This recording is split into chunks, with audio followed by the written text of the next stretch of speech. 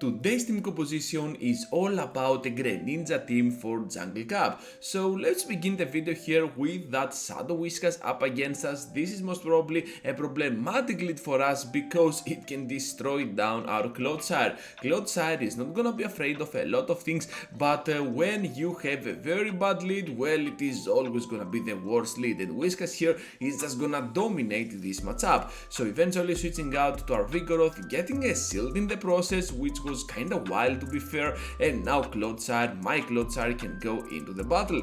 So now this Vigoroth has stored up about 10 of those body slams, perhaps more. I have totally lost count at this point because I'm commentating over the video, but I was counting at that moment. That's why I went for so much overfarm on my Clodsire. Stone Edge is gonna take them out, and I want to reach to at least an Earthquake here to try and possibly finish off these Whiskas at one shot. Even if they block here, this is gonna be absolutely awesome for me because they're getting severely low at the point that one Hydro Cannon might actually do the trick. So my opponent here is having a Steelix coming in, just gonna throw that amazing Hydro Cannon, and they managed to get now to that Psychic Fangs. You know what, this is absolutely awesome for me because I have kept that final shield for a potential Mud Bomb, and since we can get now there to the Hydro Cannon, we're just gonna get an amazing victory to begin the video in the most winningful way possible. So Whiskas once again up against our Clodsire. This is a very bad lead for us, as you have already seen from the previous battle, but this battle is kinda special because I want to showcase to you how bad lag can be in Go Battle League, or just Go Battle lag. So here comes down my bot slam. They managed to win the CMP here, which was kinda unexpected. Down we go now to their bot slam, and let's see how this is gonna unfold, because all we need to do is to once again rely on our Greninja on the very end. And with that Vigoroth out of the way, perhaps they have no other severe counter to my Greninja, so obviously this is gonna look like the perfect scenario for me. Over here I'm just gonna reach now to another Earthquake. So my opponent definitely did not expect that because they were over farming, and now with my Greninja coming in, I have a lot of play up against my opponent. Also gonna flex my two shields because I have a feeling that I can easily destroy them down here by not blocking at all. On the very end, they have a ton of flame, and all we need to do, to be fair, is to completely destroy them down with that Hydro Cannon because they have only one more shield remaining.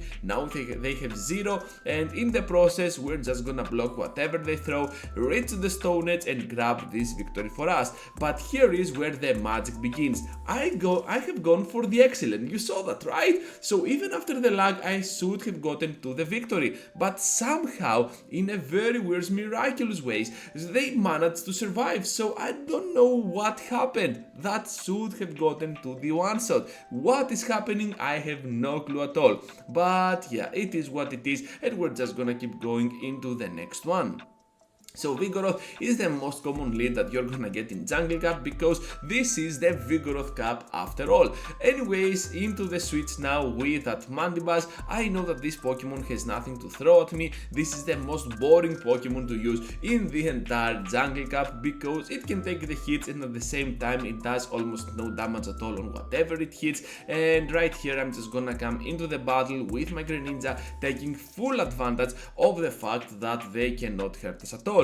Two moves tanked by a glassy Pokemon tells a lot, and over here we still managed to get at least a shield out of our opponent, which is pretty great if you ask me. So for this battle we managed to use our Vigoroth as a closer instead of Greninja, and that's mainly because they revealed that Mandibuzz of their own. So over here I'm just gonna keep going at it with my Earthquake, able to do so much damage on their end and still farm down with the following counters. At the very end, Steelix is gonna be their final Pokemon, so all we need to do here is to reach to 3 of those body slams and get the victory. However, the battle is definitely not over yet because they always need only 4 of those Dragon Tails to reach to a single Psychic Fangs, and we need to play accordingly. So by blocking at least once, the first one as I can to do here, we're just gonna keep going over that body slam, and of course grab another huge victory for my team because Steelix this was kinda problematic, especially after those debuffs on my end. Into the next battle now with that Sableye up in front. Clodsire is gonna do a severe amount of work up against them, but I also know that my backline can work pretty well as well up against that Sableye, so we're just gonna switch out to Vigoroth. We managed to draw out of there this amazing Shadow Tentacle, which could have been kinda bad for my Greninja, so playing accordingly here, we managed to get at least a shield out of them, and in the process, right on the next CMP checkpoint, we managed to get our hands on that Body Slam. So down they go. That was super crucial, and with that in mind now, I'm expecting their final Pokemon to come into the game. So here comes now a Wigglytuff. So obviously this is looking pretty good for me now, because even if they reach to the Icy Wind, I always have that Greninja over Sableye, and this is looking super good for me.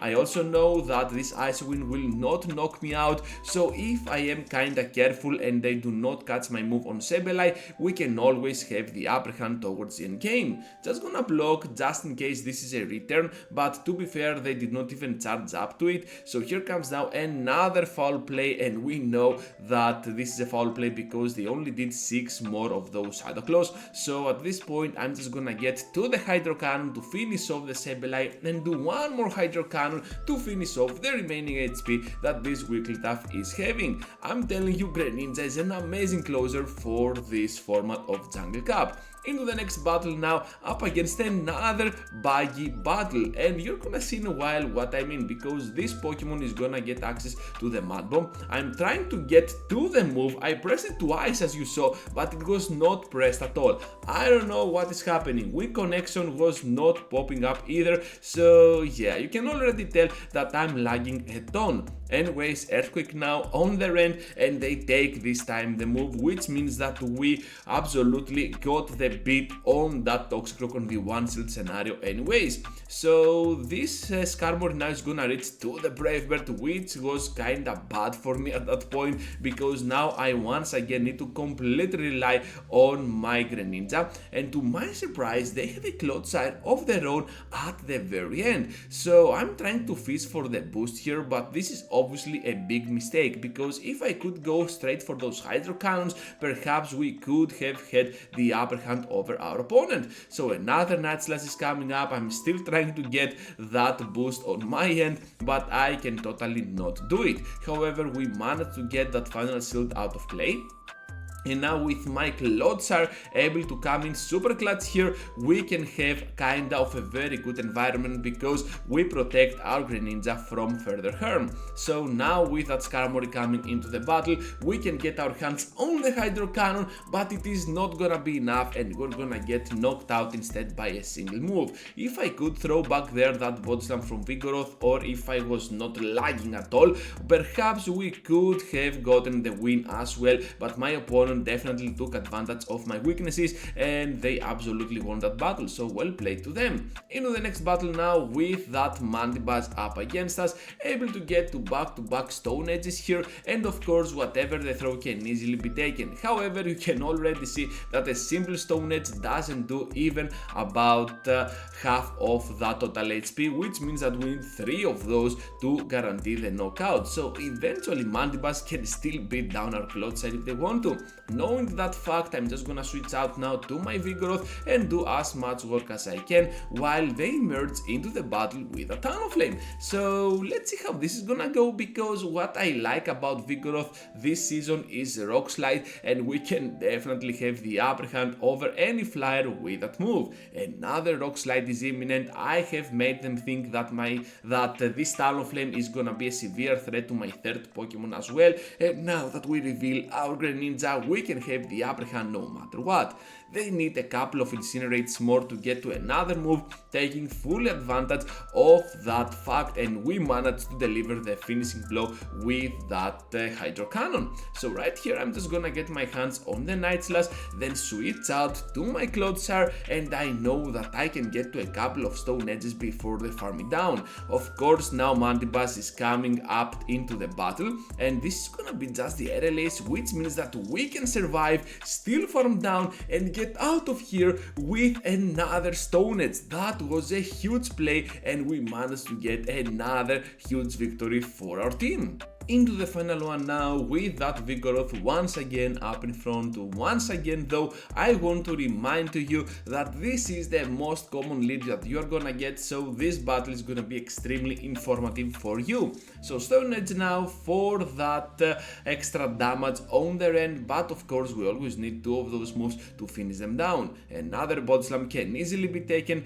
and as I am counting their own moves before they reach to that next Body Slam, I'm just gonna throw my own Stone Edge, and since I want to protect my Clodsire from further harm, I'm just gonna reveal my own Vigoroth to snipe them down. Now Mandibuzz is gonna be on the very end, and of course this Pokemon, as always, is gonna be the most boring Pokemon ever, super dull to encounter in Go Battle League. So Body Slam here is gonna do a lot of work up against that Stunfisk from Unova. We already have another one ready to go, and perhaps we can surprise them with a triple threat, but my opponent was definitely counting my moves, so the battle is definitely not over yet. All we need to do though is to come into the battle with Clodsire, make them drop the remaining energy that they have, and in the process we can absolutely farm down with Greninja, having the upper hand on that Mandibuzz with all that energy. But it makes me think that perhaps we can draw a shield in the process here, and since we can do it, we can absolutely get that final shield of ours for the moves of Mandibuzz, and eventually we can survive at least one, perhaps two of the moves that they're gonna throw.